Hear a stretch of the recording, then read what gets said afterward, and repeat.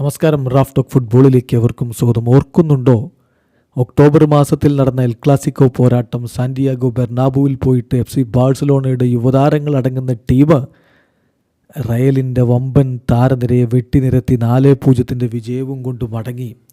അതൊരു ഞെട്ടലായിരുന്നു. ഉറങ്ങാൻ പോലും പറ്റിയിട്ടില്ല. പറയുന്നത് ഫെഡെ വാൽവർദെയാണ്. അതുകൊണ്ട് തന്നെ ഇന്നത്തെ മത്സരത്തിന് വീറും വാശിയും കൂടുമെന്ന് വേണം കരുതാൻ. പെഡ്രിയും അത് തന്നെയാണ് പറയുന്നത്. അന്നത്തെ ഞങ്ങളുടെ പ്രകടനം അത് ആവർത്തിക്കാൻ കഴിയുമെന്ന് തോന്നുന്നില്ല. റയലിനും റിവഞ്ച് ചെയ്യണമെന്നുണ്ടാകും. കളി ഇന്ന് വേറെ ലെവലാവുമെന്നാണ് ഈ സൂപ്പർ താരങ്ങളുടെ വാക്കുകളിൽ നിന്ന് നമ്മൾ മനസ്സിലാക്കേണ്ടത്.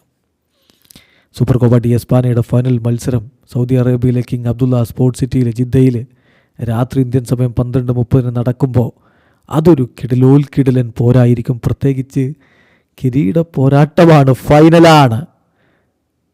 രണ്ട് ടീമും മെയ് മറന്ന് പോരാടുമെന്നുറപ്പാണ്. ഏതായാലും ഓർമ്മകളിൽ ആ 4-0 ഉണ്ട്.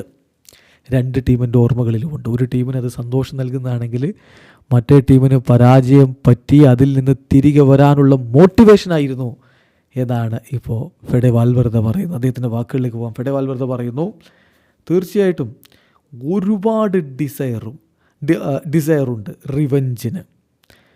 There is a lot of desire for revenge after the 0-4. ആ 4-0 തോൽവിക്ക് ശേഷം റിവഞ്ചിന് പകവീട്ടാനുള്ള വലിയ ആഗ്രഹമുണ്ട്.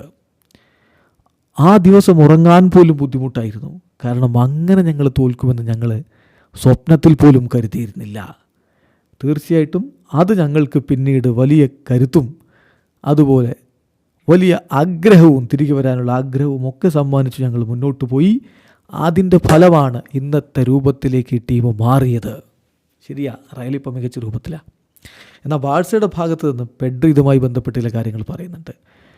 അന്നത്തെ പെർഫോമൻസ്, ബെർണാബുവിലെ പെർഫോമൻസ് റിപ്പീറ്റ് ചെയ്യുക എന്നുള്ളത് ഞങ്ങൾക്ക് ബുദ്ധിമുട്ടായിരിക്കും. It will be difficult to repeat our performance at the Bernabeu because they will also want revenge.